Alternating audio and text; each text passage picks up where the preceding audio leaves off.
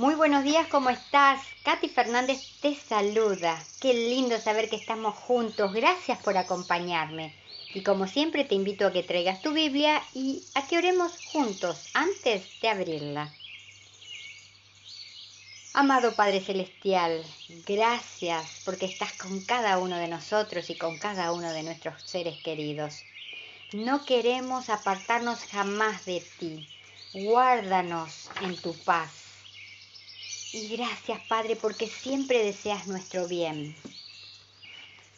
Al abrir tu palabra ahora, te suplicamos, Padre, que el mismo Espíritu que inspiró a los profetas nos ilumine para entender lo que hoy quieres enseñarnos. En el nombre de Jesús, gracias, te amamos. Amén. El día jueves 18 de abril, el título de la lección es Preparación para la muerte. A menos que estemos con vida en la segunda venida, podemos esperar el mayor cambio de todos, de la vida a la muerte, junto con el matrimonio y el nacimiento. ¿Qué otro cambio tiene un mayor impacto en la familia que la muerte de un miembro de la familia inmediata? Leamos 1 Corintios capítulo 15, versículo del 24 al 26. ¿Qué nos enseñan estos versículos acerca de la muerte? Escuchemos lo que nuestro Dios vivo nos está diciendo a ti y a mí. 1 Corintios 15, capítulo 15, versículos 24 al 26. Dice así: Luego, el fin, cuando entregue el reino al Dios y Padre, cuando haya suprimido todo dominio, toda autoridad y potestad. Porque preciso es que Él reine hasta que haya puesto a todos sus enemigos debajo de sus pies. Y el postrer enemigo que será destruido es la muerte. Muchas veces, por supuesto, la muerte llega en forma inesperada y trágica. ¿Cuántos hombres, mujeres, incluso niños, se levantaron una mañana y antes del atardecer cerraron los ojos, no para dormir, sino para morir? ¿O se despertaron una mañana y antes de la puesta del sol perdieron a un miembro de la familia?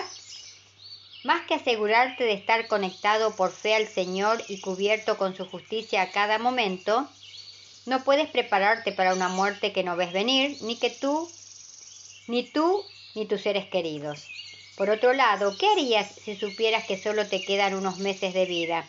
Quizás no sepamos con certeza cuándo nos vencerá la muerte, pero sin duda podemos saber cuándo nos estamos acercando al fin de nuestra vida.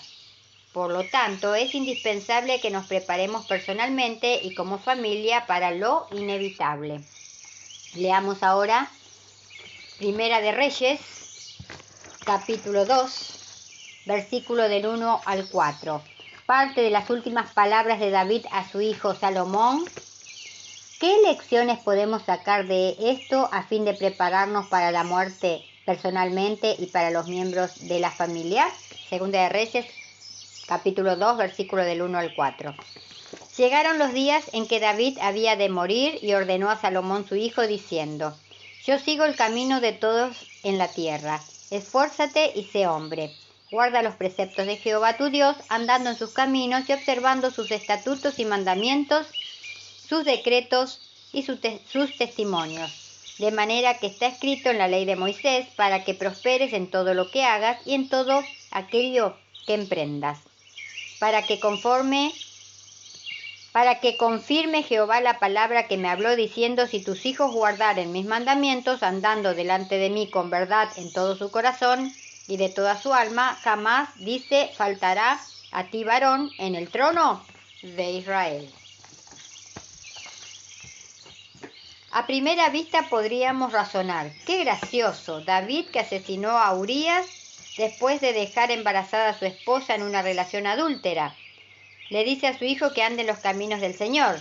Por otro lado, quizás sea precisamente por este pecado y las horribles consecuencias que las palabras de David fueron tan poderosas. Indudablemente, a su manera, trató de advertirle a su hijo de la locura que le causó tanto dolor. David aprendió por las malas algunas lecciones difíciles sobre el precio del pecado y sin duda deseaba evitar a su hijo parte del dolor que él mismo había experimentado. Acordémonos al leer esta lección del día jueves que habla sobre la muerte, que si permanecemos conectados a la vida, cada día de nuestra vida, a nuestro Dios vivo, la muerte no es problema, porque cuando venga Jesús nos va a despertar y todos despertaremos para vida eterna, todos los que hayamos aceptado el precioso regalo de vida eterna. Si para nuestro Dios creador la muerte no es problema, es solo un sueño porque nos va a despertar cuando Él venga, para nosotros tampoco debería ser ningún problema si nos mantenemos aferrados a su poderoso brazo de amor.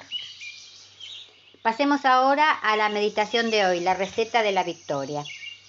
El pecado no se enseñoreará de vosotros, pues no estáis bajo la ley, sino bajo la gracia. Romanos 6:14. Durante mucho tiempo pensaba que tenía que guardar los mandamientos para tener paz, hasta que un día descubrí que primero debía tener paz para estar en condiciones de guardar los mandamientos, dijo un gran predicador. La declaración de este pastor es la esencia del versículo de esta mañana. ¿Por qué el pecado no tiene más dominio sobre el hombre? ¿Cómo llega el hombre a ser victorioso? Pablo dice, porque no estáis bajo la ley, sino bajo la gracia. ¿Quiere decir que la ley ya no tiene más vigencia para el cristiano? No es eso lo que el texto dice. Lo que no tiene más vigencia para el cristiano es el dominio del pecado. Mientras su vida se concentraba en las leyes, mandamientos y normas, era un pobre esclavo del pecado. El pecado lo gobernaba, lo dominaba y oprimía, porque la ley, las normas y los reglamentos tienen propósitos instructivos, pero no tienen poder ni vida para transformar al ser humano. Pero el hombre descubre un día a Jesús, cree en su gracia redentora, se echa en los brazos de la misericordia y experimenta la paz que Jesús ofrece a los que van a Él tal cual están. Entonces, y solo entonces, el ser humano está en condiciones de llegar a ser victorioso. Ahora, rendido por Jesús, transformado por su poder, perdonado por su gracia, aceptado por su misericordia, el hombre es libre no solo de la culpa del pecado, sino también es libre del poder que el pecado ejercía en él antes de conocer a Jesús.